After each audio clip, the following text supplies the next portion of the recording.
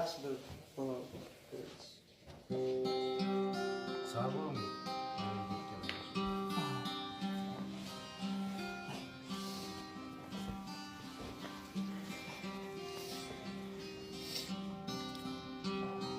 Bu ahval qaraydi, qara xondim. Abroyim o'lchandi, dunyo mol bilan. Falak meni urdi og'ir dol bilan. Chunki men g'arib,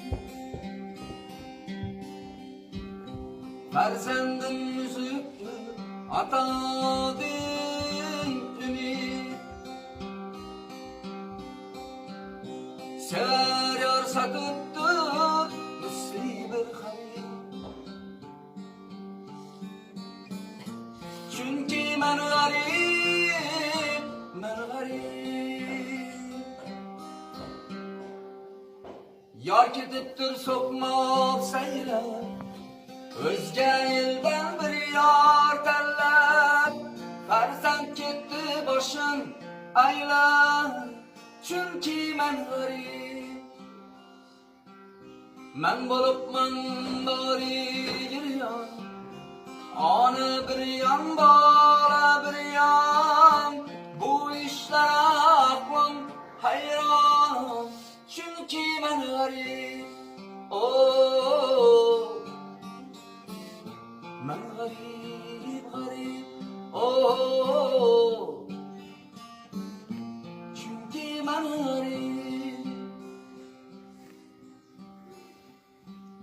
Hayatımda arman arman, arzu halim kimge derman.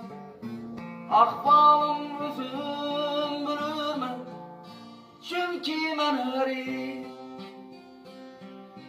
Her kimde bir murat mahsur, hayatım her daim nabur.